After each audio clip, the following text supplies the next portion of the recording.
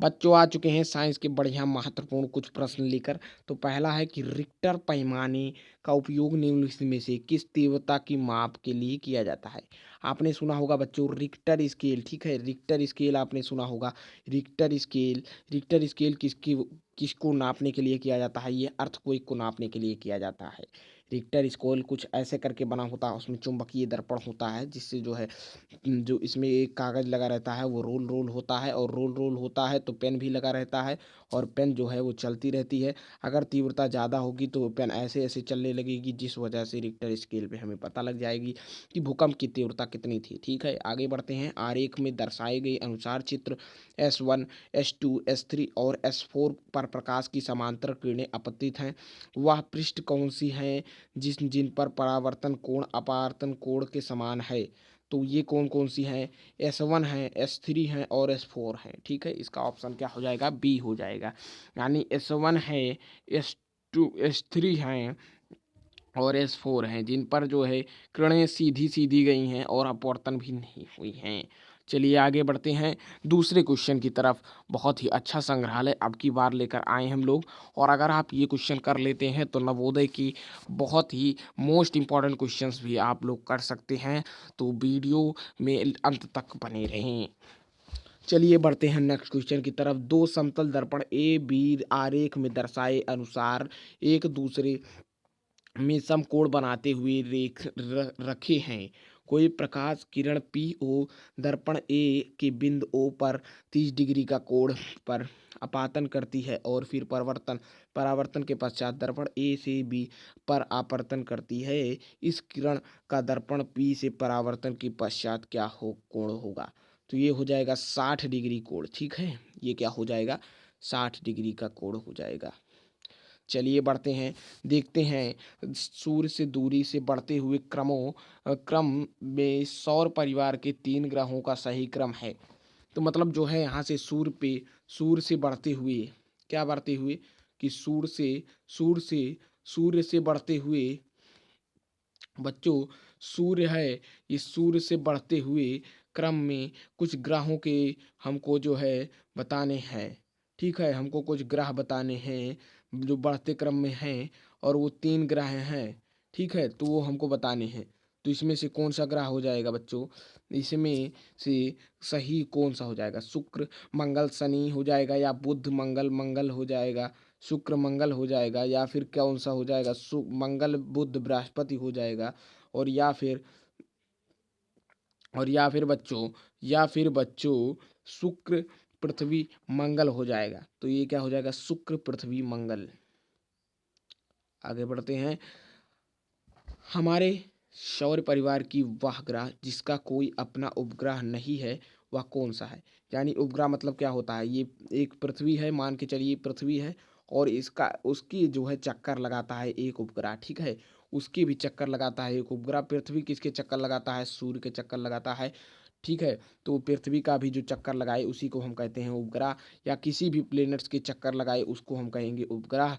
चलिए आगे देखते हैं, उपग्रह किसके पास नहीं है, उपग्रह किसके पास नहीं है। तो ये है, मंगल के पास 2 उपग्रह हैं बच्चों।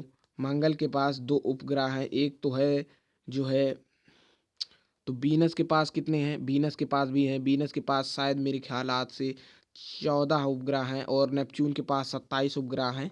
यूरेनस का जानकारी नहीं आ रहा है, लेकिन मार्स के पास क्या ग्रह हैं, ये कमेंट में बताएंगे आप लोग। क्या मार्स के पास ग्रह हैं, ये बहुत ही सिंपल सा क्वेश्चन है। ये एनसीईआरटी के चैप्टर 16 द यूनिवर्स से क्वेश्चन है।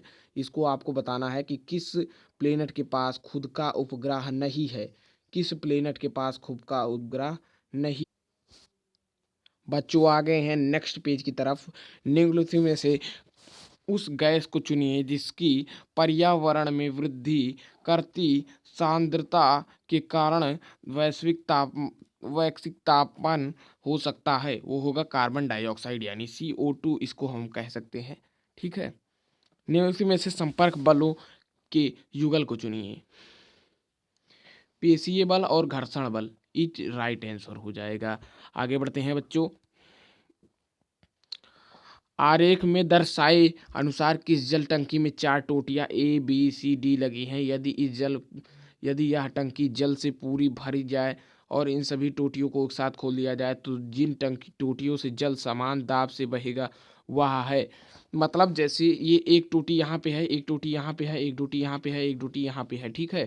तो एक टोटी जो है आपको पता लग गया है, एक टोटी ऊपर है, एक टोपी उससे थोड़ा नीचे है, एक टोपी यहाँ पे, एक टोटी यहाँ पे। तो भैया कौन ज़्यादा प्रेशर से करेगा?